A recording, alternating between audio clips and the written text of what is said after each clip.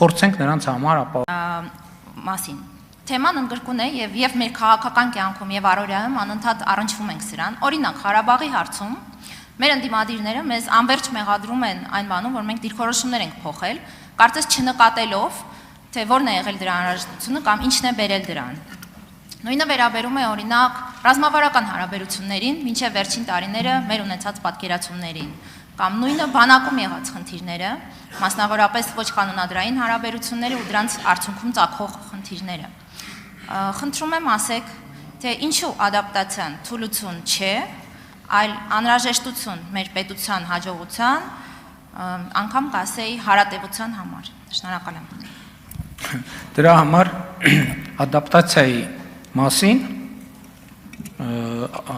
խոսում է ինքը քաղաքակրթությունը, որովհետև հիմա գիտությունը օրինակ փորձում է պարզել, թե ինչն է պատճառը, որ մարդը դարձել է ամենահաջող կենսաբանական տեսակը։ Դրա համար պետք է պատճառ լինի, չէ՞։ Դրա համար մի պատճառ կա։ Ադապտացիայի ամենամեծ կարողությունը։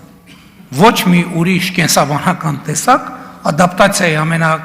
ավելի ճկուն կարողություն չի ցուցաբերել, ինչպես մարդը, բայց այստեղ մի հատ կարևոր բան կա, ինչն է եղել պատճառը, որ հենց մարդն է ցուցաբերել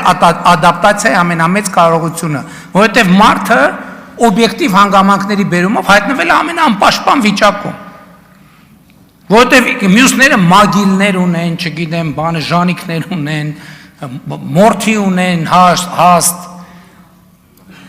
մարդը միակ կենսաբանական տեսակն է եղել, որ ժամանակի ընթացքում զրկվել է դրանից, հենց զրկվել է, սկսել է 4 դասարանում ինչեր եմ գրել, ընդհանրապես 3-րդ դասարանում ինչեր եմ գրել, այսինքն չփոխվելու, աշխարհի հետ առնչվում ենք, այն գիտելիքը, որը մենք ձեռք ենք բերում,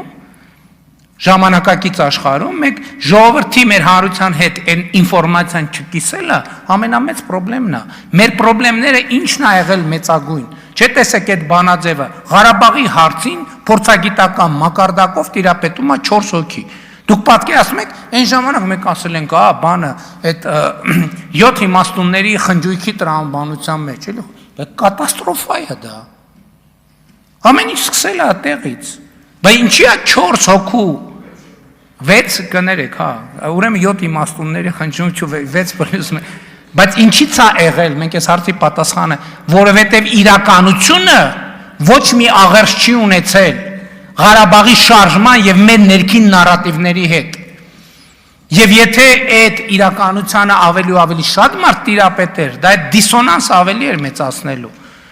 Եթե մենք այդ հարցին տիրապետել 6 հոգի, նշանակում է մեր հանրության 99% ինֆորմացիա չի ունեցել հարցի իրական շրջանակի մասին, այսինքն մեր հանրության 99% խաբված է եղել այդ հարցի առնչությամբ։ Մենք չենք անդրադարձել այս թեմաներին։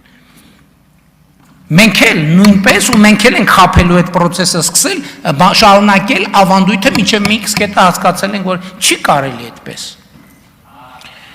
Արձագանք։ Այո, համաձայն եմ ձեզ հետ, պարոն վարչապետ, բայց էլի հետ գալով այս ադապտացիայի թեմային մի հետաքրքիր բան է տեղի ունենում մեզ մոտ դահլիճում։ Ուրեմն մեր ընդդիմադիր գործընկերները, հատկապես ուժեղ Հայաստանի, շատ լավ օգտագործում են այս ադապտացիոն գործելավոճը։ Տեսնելով հանրային տրամադրությունները, օրինակ գալիս հայտարարում են, որ TRIP-ը ճանապարհ է ոչ թե միջանցք, կամ ասում են կեցե դիվերսիֆիկացիան, միշտ կողմ ենք եղել այլընտրանքներին, բայց իրականում խորքային իմաստով էլի տորպեդահարում են ադապտացիան, որտեղ հենց որ նեղն են ընկնում, նորից հետ են գալիս են հին, բազմակի օգտագործված նարատիվներին, օրինակ գալիս ասում են իհարկե դեմ ենք Պրահայի քարակողմ հայտարարությանը, որով Արցախը զիջվեց։ Ինչ դա անվանենք, ադապտացիայի անազնիվ շահագործում։ Գիտեք, եկեք ես չմեկնաբանեմ, ես կարծում եմ առաջիկա օրերին ընդդիմության այդ ներկայացուցիչներից շփվելու առիթ կունենամ եւ ձեր ասած իրադրություններին երևի ինչ որ, այսինքն ձեր ասածի հետ անձամբ տպավորություններ ստանամ, հետո տպավորություններ կկիսեմ, ներողություն խնդրելով, չնայած վստահում եմ ձեր տպավորություններին, բայց ամեն դեպքում ճիշտ չի լինի, որ ընդդիմությունը այստեղ ներկա է, ես ձեզ հետ խոսեմ ընդդիմության մասին, ընդդիմության հետ խոսելը ընդդիմության մասին երևի ավելի ճիշտ կլինի։ Արթուր Խաչատրյան